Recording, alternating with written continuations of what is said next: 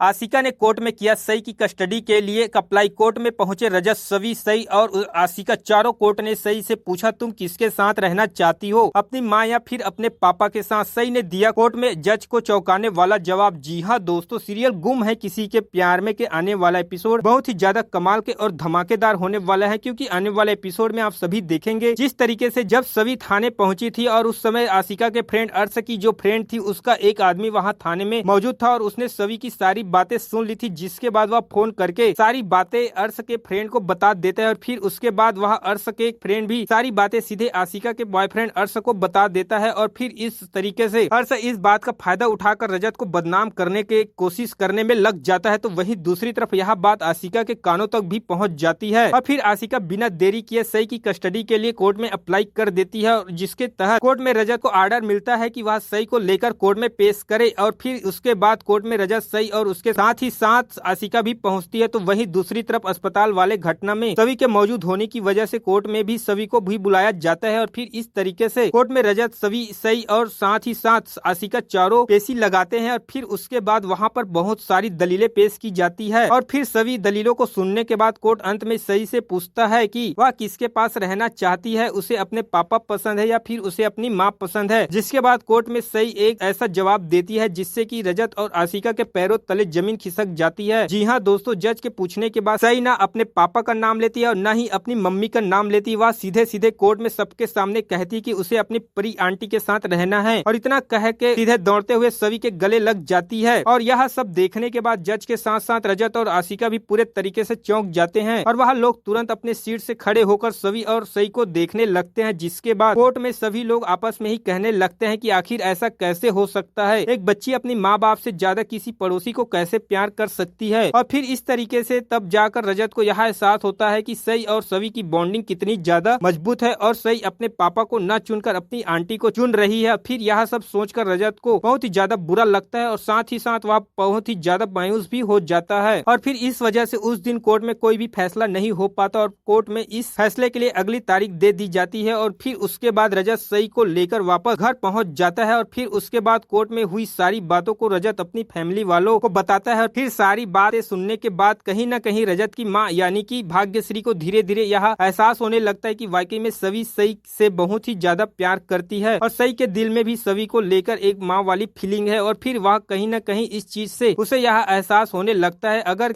सभी उसके घर की बहू बन जाए तो इससे अच्छा और कुछ भी नहीं हो सकता, क्योंकि सभी से बेहतर सई के लिए कोई और माँ नहीं बन सकती। इस वजह से धीरे धीरे रजत की माँ के मन में सभी के लिए सॉफ्ट कॉर्नर आने लगता है और कहीं न कहीं वह मन ही मन यह चाहने लगती है कि कैसे भी करके सभी और रजत एक हो जाए, जिससे कि सई की कस्टडी भी उनके पास ही रह जाए और साथ ही साथ सई को सभी के रूप में इतनी अच्छी माँ भी मिल जाए। फिर इसी कोशिश में वह धीरे धीरे सभी की फैमिली से अपनी सारी कड़वाहट को दूर करने में लग जाती। तो आपको क्या लगता है दोस्तों, क्या रजत की माँ भाग्यश्री अपनी फैमिली और सभी की फैमिली के बीच की जो कड़वाहट है उसे खत्म कर पाएगी या फिर नहीं? क्या कैसे भी करके वो सई और सभी को एक दूसरे के साथ माँ बेटी के बंधन में बांध पाएगी या फिर नहीं? इस पर आपकी क्या राय है, कमेंट में जरूर बताएं। साथ ही साथ वीडियो को लाइक करके चैनल को सब्सक्राइब जरूर कर ले दोस्तों।